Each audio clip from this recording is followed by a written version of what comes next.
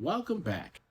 We today are going over a game that I got from Prolific Bears called Flapjacks and Sasquatches. This is the upgraded second edition, so it comes with the Side of Bacon expansion cards as well.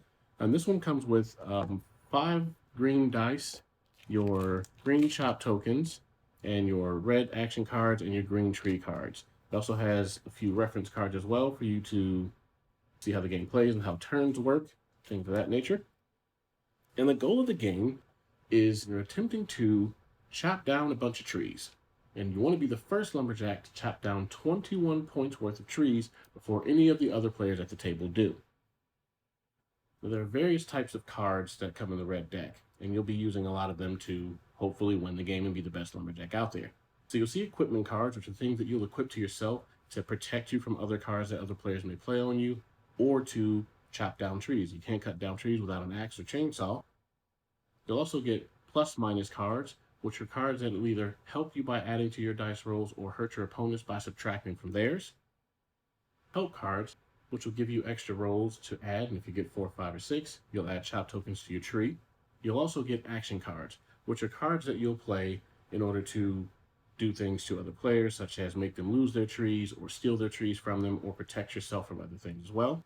And then you'll get reaction cards. These cards are blue in text, and they will be the cards that you play in response to other players playing things on you to protect yourself. So if a Sasquatch card comes out, the blue cards, the reaction cards, can be played to prevent those things from happening. And those effects are typically bad, so you don't want those. Then you'll have contest cards.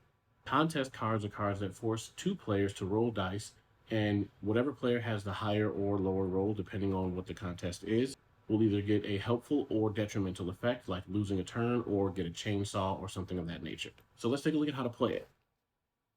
Setup is simple. You're going to shuffle the red deck and the green deck separately, place them face down in the middle of the table. You're going to give one of the reference cards to each player, and this is going to be the cards they use to kind of check turn order and see what dice values you need in order to actually land a chop on the trees you're playing and trying to cut down. Then each player is going to collect 3 red cards. These action cards are your hand and should be kept secret from all other players. After you do this, turn order will start to the left of the dealer.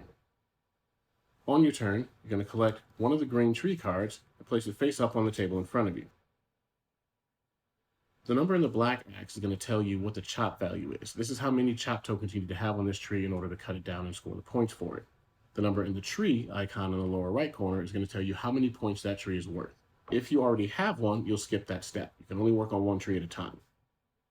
Then, you'll draw a red card, bringing you to a hand of 4.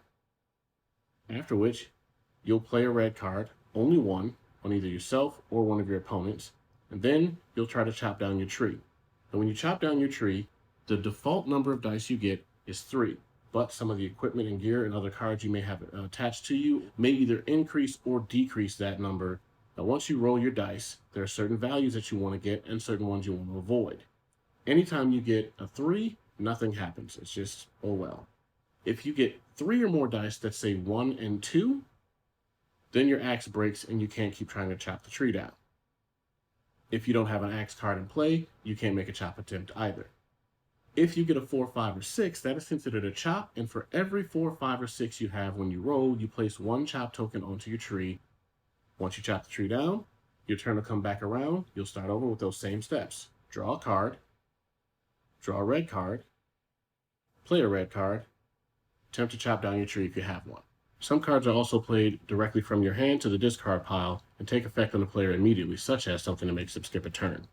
Other cards, like the axe slip, are cards that are played on a player and they go away after they take their next chopping roll, and they only last for that one roll, and that's it.